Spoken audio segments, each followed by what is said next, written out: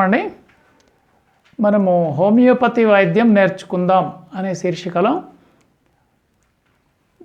కొన్ని వ్యాధులని చూస్తూ వాటికి నివారణోపాయాలని కనుక్కుంటూ తెలుసుకుంటూ ముందుకు వెళ్తున్నాం. ఈరోజు కొన్ని సాధారణ వ్యాధులు చూద్దాం. మామూలుగా ఇది శరీరానికి మనం పేరు పెట్టుకున్నా కూడా లక్షణాలను బట్టి మందులు ఇవ్వాలి అనేది మనం ముందు గుర్తుపెట్టుకోవాల్సిన విషయము. ఇందులో ఫస్ట్ జనరల్గా ఉండే డిసీజులు, వీటికి మనము లక్షణాలు గమనించి మనం మందులు ఇవ్వచ్చు. అయితే మీ సౌకర్యం కోసం కొద్దిగా పేరు చెప్తూ లక్షణాలను కూడా చెప్తాను. మొట్టమొదటిది హిస్టీరియా. ఇది స్త్రీలలో ఎక్కువగా ఉంటుంది. వాళ్ళు ఏదో తీవ్రమైన ఆందోళనకు గురయ్యి అందరి అట్రాక్షన్ పొందడానికి దాంట్లో కొంత అసత్యం ఉంటుంది. వాళ్ళ యాక్షన్లో కొద్దిగా తేడా ఉంటుంది. అందరూ చూస్తుంటే ఎక్కువ ఆందోళన చూపించినట్టు ఏడుస్తూ విచిత్రమైన ప్రవర్తన చేస్తుంటారు. దీన్ని హిస్టీరియా అంటారు. ఇది మానసికమైనదే. దీనికి మంచి మందు కెనాబిస్ ఇండికా. ఇది మదర్ టించర్లో దొరికితే కూడా ఒక 20 డ్రాప్స్ ఒక హాఫ్ గ్లాస్ నీళ్ళలో రోజుకు 2 సార్లు ఇవ్వవచ్చు. ఇదే పొటెన్సీ అయితే 200 పొటెన్సీ కూడా ఇచ్చుకోవచ్చు. తర్వాత సైలీషియా కాదండి, సెనీషియో, సెనీషియో. ఇది కూడా ఈ ఆడవాళ్ళకు వచ్చే ఈ విపరీతమైన వ్యాధి. ఇది ఎలా ఉంటుందంటే, ఇది మానసికం కాబట్టి వాళ్ళని మనము పట్టించుకుంటున్నాము అంటే ఎక్కువ చేస్తారు, లేదంటే పట్టించుకోవట్లేదు అంటే మళ్ళీ వాళ్ళే సరైతారు. ఇది కొంచెం ప్రత్యేకత. వీళ్ళని దయ్యం పట్టిందని ఇదని తీసుకెళ్ళి ఎక్కడైనా చేర్చి మంత్రాలు చెప్పించి ఇవి చేస్తుంటారు జనాలు. అటువంటిది ఏం అవసరం లేకుండా ఇలాగ మంచి హోమియోపతి మందులతో ఇవ్వవచ్చు. తర్వాత సాధారణ వ్యాధుల్లో మనం చెప్పుకుంటున్నాం సయాటికా ఒకటి. ఈ సయాటికా అనే వ్యాధి కింద లుంబార్ స్పైన్ అంటారు.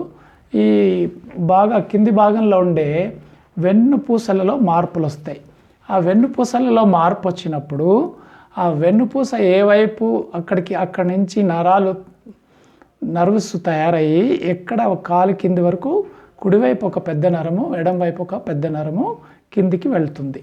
ఆ నరం పొడవున ఆ నర్వు ఎంత దూరం వెళ్తే అంత దూరము నొప్పి ఉంటుంది. దీన్ని సయాటికా అంటారు.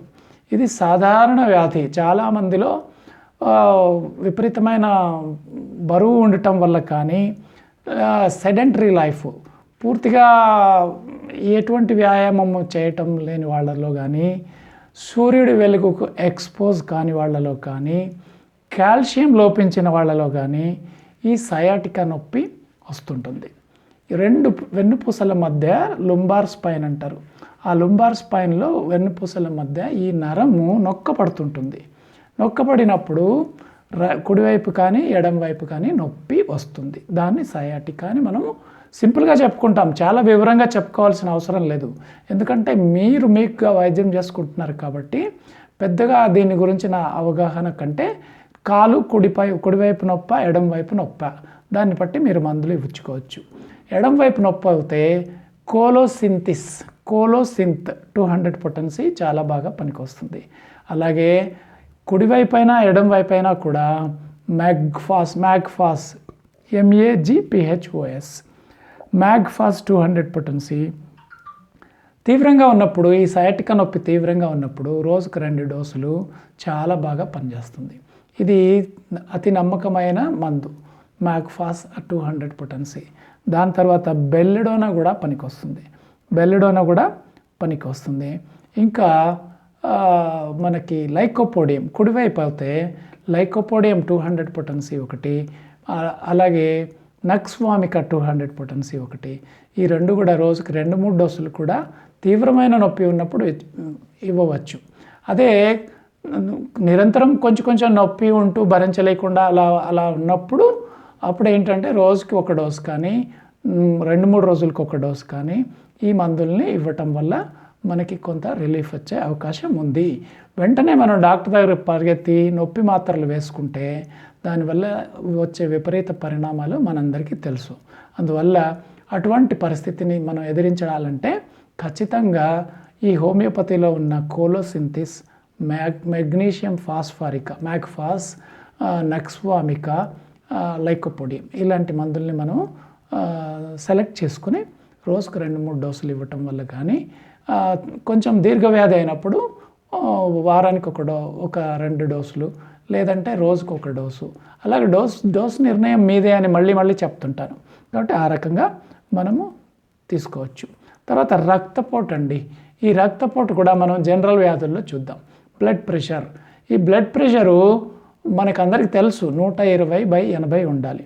120 అనే పైన చూపించే రీడింగ్ని సిస్టోలిక్ ప్రెషర్ అంటారు. సిస్టోలిక్ ప్రెషర్ కింద చూపించే రీడింగ్ని డయాస్టోలిక్ ప్రెషర్ అంటారు. ఈ డయాస్టోలిక్ ప్రెషర్ని మనం కొంచెం కంట్రోల్ చేసుకోవాలి. ఇది 100 దాటకుండా చూసుకోవాల్సిన అవసరం ఉంటుంది. సిస్టోలిక్ ప్రెషరు కొన్నిసార్లు మన ఆందోళన పడినప్పుడు, మరీ తీవ్రమైన రియాక్షన్స్ ఉన్నప్పుడు 160-180 వరకు వెళ్ళినా కూడా అంత ఆందోళన పడాల్సిన పని లేదు. కానీ డయాస్టోలిక్ ప్రెషర్ అనేది కింద రీడింగు ఎప్పుడు కూడా 100 దాటకుండా చూసుకోవడం చాలా అవసరం. 90 నుంచి కొంచెం మనం శ్రద్ధ పెట్టాలి. ఈ డయాబెటీస్ మన రక్తపోటుకి మంచి మందు నివారణ ఏంటంటే ప్రతిరోజు విడవకుండా 90 నిమిషాలు వాకింగ్ చేయడమే మంచి మందు. ఇంతకంటే మంచి మందులు ప్రపంచంలో ఎక్కడా ఉండవు. సూర్యరశ్మిలో రోజు 90 నిమిషాలు కన్నా నడవగలిగితే మీరు ఎప్పటి నుంచి మొదలు పెట్టాలి? 20 ఏళ్ల వయసు నుంచి. ఇప్పుడు అందరూ 25 ఏళ్ళకి హై బీపీ అంటున్నారు. 25 ఏళ్ళకి ఒకసారి బీపీ వచ్చిందంటే ఆందోళన ఎక్కువైతుంది, భయం ఎక్కువైతుంది, భయంతో బీపీ పెరిగిపోతూ ఉంటుంది. డాక్టర్లు ఇచ్చే మందులు కూడా పనిచేయని పరిస్థితికి చేరుకుంటాయి. కాబట్టి ముందు మనం వ్యాయామం చేస్తూ ఉంటే ఇటువంటి జబ్బుల్ని దూరంగా పెట్టచ్చు. వ్యాయామంలో అతి మంచి వ్యాయామం వాకింగు.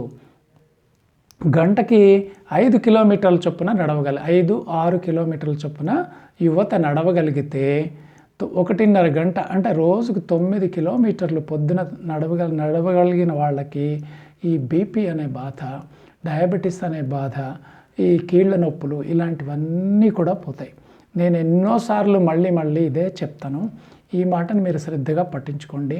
దాన్ని పట్టించుకున్నారంటే మీకు ఎంతో ఉపయోగకరమైన భవిష్యత్తు కనపడుతుంది. ముఖ్యంగా యువతకి నేను ఇచ్చే ప్రతిసారి ఇదే సలహా. పొద్దున లేవండి, నడవండి. సో ఈ రక్తపోటుకి మనము ఏమేమి మందులు ఇచ్చుకోవచ్చు అంటే, సడన్గా బీపీ పెరిగింది, ఏదో ఒక వార్త విన్నారు, బీపీ పెంచుకున్నారు, అప్పుడు ఎకోనైట్ 200 పొటెన్సీ మనకి అన్నిట్లో ఏదైనా సడన్గా వచ్చినప్పుడు ఎకోనైట్ 200 అనేది ఒక మంచి మందు. అలాగే బీపీ ఎండలో తిరిగి వచ్చారు, గ్లోనోయిన్ అనే మందు బాగా పనికొస్తుంది. అదే మాదిరి బెల్లిడోనా అనే మందు కూడా పనికొస్తుంది. తీవ్రమైన ఆందోళనతో బీపీ హెచ్చు తగ్గులుంది అనే మనకు అనిపిస్తుంటుంది. లోపల ఏదో ఉంది, ఆందోళన ఉన్నప్పుడు దాన్ని బీపీ అంటాం. ఈ ఆందోళన వల్ల మిషన్ పట్టి చూసినప్పుడు కొంతమందికి ఎలాగో బీపీ కొద్దిగా ఎక్కువ కనపడుతూ ఉంటుంది. దాని గురించి పట్టించుకోవాల్సిన అవసరం లేదు. ఎందుకంటే ప్రతి సెకండ్కి బీపీ యొక్క రీడింగ్ మారుతుంటుంది. ప్రతి సెకండ్ ఎవ్వరికి స్థిరంగా ఒకటే రీడింగ్ చూపించదు. కాబట్టి మనం దాని గురించి ఆలోచించకుండా మనము ఈ బెల్లిడోనా, ఎకోనైట్, ఇంకొక మంచి ముఖ్యమైన మందు నేట్రమ్ మ్యూరియేటికం. ఇవన్నీ కాకుండా రవుల్ఫియా సర్పెంటినా అనే మదర్ టించర్. ఇది చాలామందికి తెలిసి ఉంటుంది. అలా హోమియోపతి మందులు వాడేవాళ్ళు చాలామందికి తెలిసి ఉంటుంది. ఈ రవుల్ఫియా సర్పెంటినా అనేది ఆయుర్వేదంలో కూడా ఒక మంచి మందు. సర్పగంధ అంటారు ఆయుర్వేదంలో. అది ఇక్కడ హోమియోపతిలో రవుల్ఫియా సర్పెంటినా. ఈ మందు మదర్ టించర్లో ఒక 15 నుంచి 20 చుక్కల వరకు ఒక 1/2 గ్లాస్ నీళ్ళలో వేసుకుని రోజుకు 2 సార్లు తాగటం వలన చాలామందికి చిన్న వయసులో వచ్చే ఈ బ్లడ్ ప్రెషర్ అనే వ్యాధి కంట్రోల్ అవుతుంది. తప్పనిసరిగా ఇది వాడుకోదగిన మందు. ఎవరైనా కూడా వాడచ్చు. ఎంతో కాలం నుంచి ఇంగ్లీష్ మందులతో పాటు దాంతోపాటు ఇది కూడా వాడుకోవచ్చు.